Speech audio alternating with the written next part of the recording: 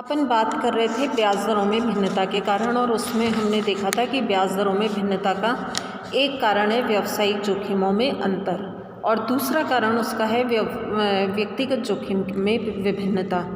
जिन व्यक्तियों का चरित्र उज्ज्वल, ईमानदार और विश्वसनीय होता है, उनसे ऋण वापसी में जोखिम कम होता है, अतः ब्याज कम वसूला जाता है। इसके विपरीत जिन व्यक्तियों का चरित्र या सच्चाई संदिग्ध होती है, उनसे ऊंची दर में ब्याज लिया जाता है। तीसरा है ऋण अवधि।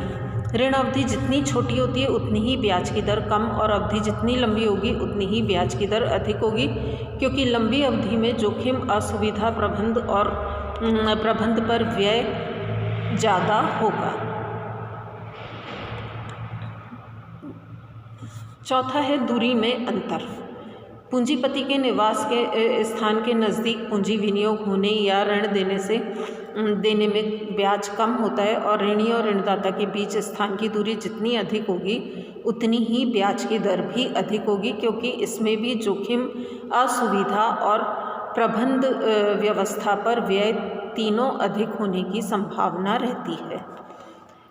पांचवा है ऋण की जमानत। ऋण की उचित और पर्याप्त जमानत होने पर ऋण वापसी और व्यय वसूली में कोई अनिश्चितता एवं जोखिम नहीं रहती, अतः ब्याज दर कम होती है, जबकि जमानत के अभाव में ब्याज दर ऊंची वसूली जाती है। छठा तत्व इसका है आर्थिक स्थिति। जिन व्यक्तियों की आर्थिक स्थिति सुदृढ़ होती है और आर्थिक दृष्टि से संपन्न होते हैं, उनको दिए जाने वाले ऋण पर ब्याज की दरें कम होती है, जबकि गरीब, दरिद्र और आर्थिक दृष्टि से कमज़ोर ऋणी को उनसे अधिक ब्याज वसूला जाता है। असुविधा और प्रबंध में अंतर। जब ऋणदाता को ऋण देने और वसूली में कम से कम असुविधा की संभावना हो, तो उन ऋणों के प्रबंध की व्यवस्था पर कम ही व्यय की संभावना हो तो उन पर कम ब्याज लिया जाता है, जबकि असुविधा और प्रबंध व्यय अधिक होने की परिस्थिति में ब्याज की दर भी ऊंची होगी। नेक्स्ट है ऋण उद्देश्य में भिन्नता। अनुत्पादक कार्यों जैसे विवाह, प्रीति भोज, मृत्यु भोज जैसे अनुत्पादक कार्यों पर प्राप्त ऋणों में पर अधिक दर से ब्याज वसूल किया जाता है, जबकि उत्पादक कार्यों के लिए दिए जाने वाले ऋणों पर कम ब्याज लिया जाता है। फिर पूंजी की उत्पादकता। जिन कार्यों या व्यवसायों में पूंजी की उत्पादकता अधिक होती है, उनमें पूंजी पर ब्याज उन व्यवसायों या उद्योगों से अधिक मिलता है जिनमें पूंजी की उत्पादकता कम होती है। नेक्स्ट है आर्थिक विकास स्तरों में भिन्नता। जो देश आर्थिक विकास की दृष्टि से उन्नत होते हैं, उनमें पूंजी निर्माण तीव्र गति से होने से पूंजी की पूर्ति अधिक होती है, अतः ब्याज दर नीची रहती है, जबकि आर्थिक दृष्टि से पिछड़े राष्ट्रों में पूंजी निर्माण व बचत की दर कम होने और मांग अधिक होने से ब्याज की दर ऊंची होती है। भारत व अन्य पिछड़े देशों में पाश्चात्य विकसित राष्ट्रों की अपेक्षा अधिक ब्याज दरें ऊंची होती हैं।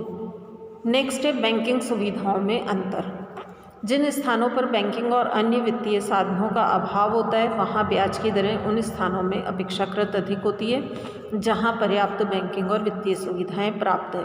भारत में ग्रामीण क्षेत्रों में इसी कारण ब्याज की दरें ऊंची हैं। पूंजी की गतिशीलता में अंतर। पूंजी की गतिशीलता में भी अंतर होने से ब्याज की दरों में भिन्नता पाई जाती है।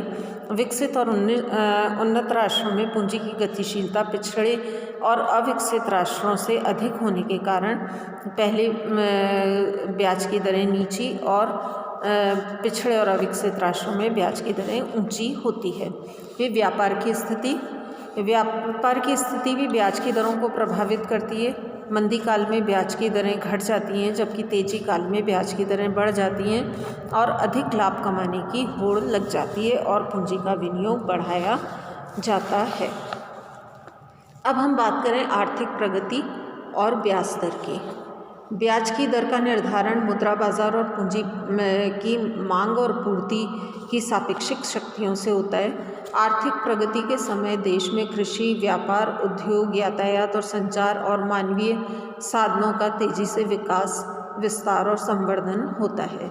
इससे अर्थव्यवस्था में सभी क्षेत्रों में पूंजी की मांग बढ़ जाती है, विनियोग को प्रोत्साहन मिलता है क्योंकि उद्योग धंधों का विस्तार और विकास होता है, नई निर्माण योजनाएं हाथ में ली जाती हैं, जन कल्याण कार्यों पर सरकार सार्वजनिक ऋणों द्वारा अधिक व्यय करती है और अर्थव्यवस्था में परिवहन और संचार के साधनों के विकास पर भारी मात्रा में विनियोग होता है। पूंजी की मांग आर्थिक प्रगति के कारण बढ़ती है, अतः मांग पक्ष ब्याज दर में वृद्धि की प्रवृत्ति उत्पन्न करती है। पर आर्थिक प्रगति के कारण लोगों की आय में वृद्धि होती है और आय में वृद्धि से उपभोग में वृद्धि होने के बावजूद भी बचत करने की क्षमता एक निश्चित सीमा के बाद इतनी बढ़ जाती है कि पूंजी निर्माण तीव्र गति से होता है, अतः पूंजी की पूर्ति उसकी मांग की अपेक्षा तेज़ गति से बढ़ती है। इस तरह सामान्यतः आर्थिक प्रगति के कारण पूंजी की पूर्ति मांग की अपेक्षा तीव्र होने से ब्याज की दर घट जाती है। आर्थिक प्रगति और ब्याज की दर में प्राय विपरीत संबंध होता है। यही कारण है कि उन्नत राष्ट्रों में ब्याज की दरें पिछड़े राष्ट्रों की अपेक्षा कम होती है। अब हम देखें कि क्या ब्याज की दर शून्य या ऋणात्मक हो सकती है। प्रोफेसर JS मिल के अनुसार आर्थिक प्रगति के साथ साथ पूंजी की पूर्ति मांग की अपेक्षा तीव्र गति से बढ़ने के कारण ब्याज दर घटती है। अतः इसी संदर्भ में प्रोफेसर शुम्पीटर का ये कहना था कि स्थायी समाज में ब्याज की दर शून्य हो सकती है, जबकि प्रोफेसर फिशर आदि के अनुसार तो ब्याज की दर शून्य या ऋणात्मक नहीं हो सकती। सैद्धांतिक रूप से भले ही ब्याज की दर शून्य या ऋणात्मक होने की कल्पना की जा सकती है, जब समाज पूर्णतः स्थिर हो या उसमें कानून और व्यवस्था का नितांत अभाव हो कि लोगों में बचत की रक्षा के लिए भुगतान लेने के बजाय देने की नौबत आ जाए, या पूंजी की पूर्ति इतनी अधिक हो कि पूंजी की सीमांत उत्पादकता शून्य या ऋणात्मक हो जाए। वास्तव में प्रत्येक समाज प्रगतिशील समाज है। प्रत्येक अर्थव्यवस्था में कुछ ना कुछ प्रावेगिक तत्व हमेशा होते हैं। उन्नतशील राष्ट्रों में बड़ी मात्रा में पूंजी निर्माण होने पर भी ये स्थिति देखने में नहीं आई कि पूंजी की सीमांत उत्पादकता शून्य हो जाए और ब्याज की दर भी शून्य हो। मनुष्य की आवश्यकताएं अनंत हैं और मानव की समस्त आवश्यकताओं की पूर्ति जब तक संभव नहीं होती तब तक कुछ कारणों से ब्याज की दर शून्य या ऋणात्मक होना काल्पनिक है। तो ये कारण क्या है वो हम देखें। ब्याज की दर के शून्य या ऋणात्मक न होने के कारण, पहला कारण है पूंजी संचय में मनुष्य को कुछ ना कुछ कष्ट या त्याग करना पड़ता है, अतः ब्याज उस त्याग, प्रतीक्षा या कष्ट का प्रतिफल मात्र है, अतः ब्याज की दर ऋणात्मक या शून्य नहीं हो सकती है। दूसरी बात ये है कि पूंजी में उत्पादकता होती है। पूंजी के प्रयोग से उत्पादकता बढ़ती है। सामान्यतः पूंजी की सीमांत उत्पादकता शून्य होने की कल्पना अनुपयुक्त है, अतः व्यवहार में ब्याज की दर शून्य नहीं हो सकती, क्योंकि पूंजी में सर्वाधिक गतिशीलता होती है। अतः कम उत्पादक कार्यों से उसे अधिक उत्पादक कार्यों में प्रयुक्त कर ब्याज दर को शून्य या ऋणात्मक होने से रोका जा सकता है।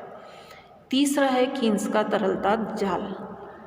कीन्स का तरलता जाल भी इस बात की पुष्टि करता है कि ब्याज की दर एक निश्चित सीमा के बाद नहीं गिरती है, क्योंकि लोगों में तरलता पसंदगी बढ़ जाती है। वे उधार देने के स्थान पर अपने पास ही तरल रूप में रखना बेहतर समझते हैं।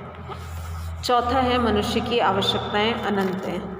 सभी आवश्यकताओं की संतुष्टि कभी भी एक साथ संभव नहीं होती है, अतः उत्पादन कार्य में पूंजी की उत्पादकता बनी रहने के कारण ब्याज दर शून्य या ऋणात्मक नहीं हो सकती।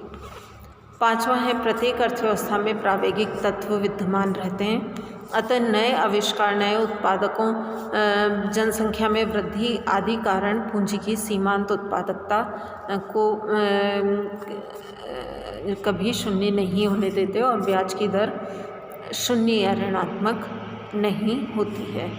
तो हम इस निष्कर्ष पर यहाँ पहुँचते हैं कि समाज में गतिशीलता, प्रावेगिकता और प्रगतिशीलता जब तक बनी रहेगी तब तक ब्याज की दर शून्य और ऋणात्मक नहीं हो सकती है। अब बात हम करें कि ब्याज का औचित्य या ब्याज क्यों दिया जाए, ये अब अपन कल देखेंगे।